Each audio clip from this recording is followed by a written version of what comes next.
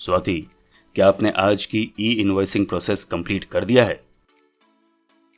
नहीं सर, मैं कर देती हूँ। साथ ही साथ आज की सारी ई वे बिल्स की रिपोर्ट भी भेज दीजिए। Okay sir. ये त्रिशूल में कैसे किया जाता है पता करना पड़ेगा। चिंता ना करो, मैं बताता हूँ।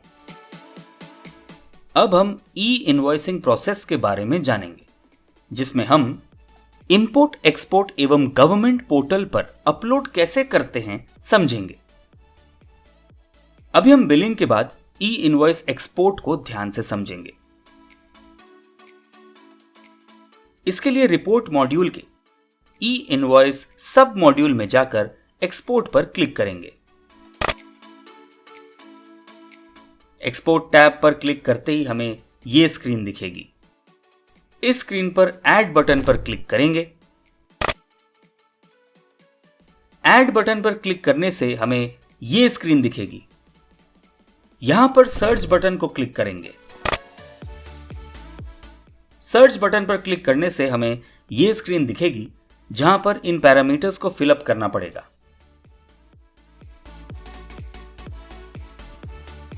उसके बाद प्रीव्यू बटन पे क्लिक करना होगा।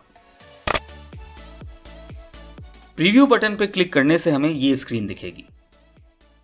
यहां पे हमें डॉक्यूमेंट नंबर के नीचे दिख रही इनवॉइसेस की लिस्ट मिलेगी।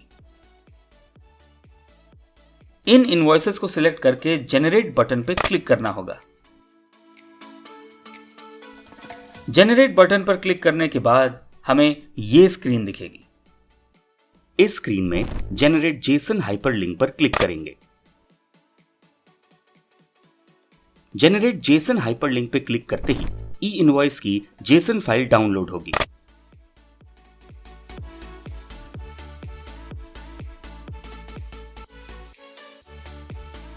अब त्रिशूल से जो ई इनवॉइस जेसन फाइल एक्सपोर्ट हुई है, उसे आईआरपी पोर्टल पर अपलोड करना है। अपलोड करने के लिए हमें जीएसटी के ई इनवॉइस पोर्टल को ओपन करना पड़ेगा। ई इनवॉइसिंग का गवर्नमेंट पोर्टल पे अपलोड करने का प्रोसेस जैसा अभी है वैसा ही होगा। अब जानेंगे ई इनवॉइस फाइल को कैसे त्रिशूल में इंपोर्ट करना है। इसके लिए रिपोर्ट मॉड्यूल के ई इनवॉइस सब मॉड्यूल पर क्लिक करके इंपोर्ट बटन पर क्लिक करेंगे। इंपोर्ट टैब पर क्लिक करते ही हमें यह स्क्रीन दिखेगी। इस स्क्रीन पर डॉक्यूमेंट टाइप को सिलेक्ट करके ऐड बटन पर क्लिक करेंगे। ऐड बटन पर क्लिक करने से एक पॉपअप ओपन होगा, जहां से डाउनलोड की गई ई इनवॉइस फाइल को त्रिशूल में इंपोर्ट करना होगा। यह तो था ई इनवॉइसिंग प्रोसेस के बारे में। अब जानेंगे कि normal invoice print, E invoice print and FR stock print E invoice में कैसे दिखते हैं।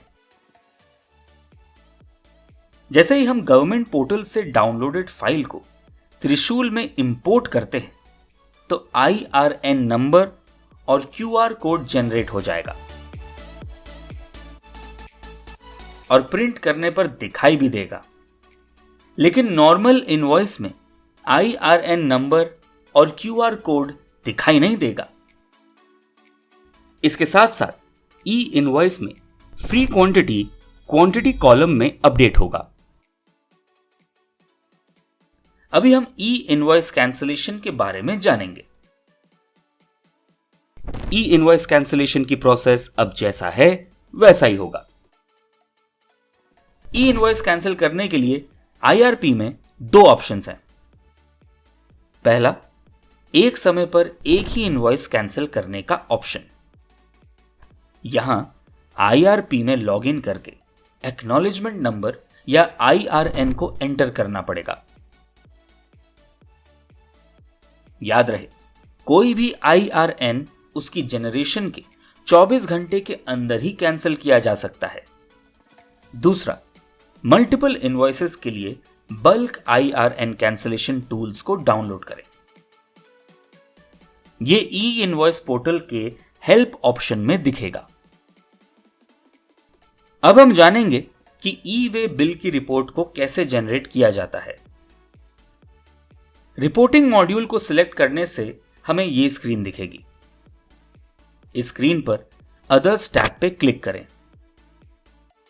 अदर्स टैब पर क्लिक करने से हमें ये स्क्रीन दिखेगी जहां पर ई वे बिल मेंशन रहेगा। ई वे बिल रिपोर्ट के राइट साइड पे जनरेट बटन पे क्लिक करने से हमें ये स्क्रीन दिखेगी। इस स्क्रीन पर सारे पैरामीटर्स को फिलअप करके सबमिट बटन को क्लिक करना होगा।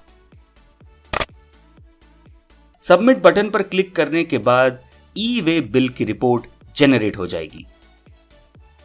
अगर आपको इस ई इनवॉइस मॉड्यूल में दी गई जानकारी को समझने में किसी प्रकार की कोई भी दिक्कत हो रही है तो आप हेल्प डेस्क को कॉल कर सकते हैं।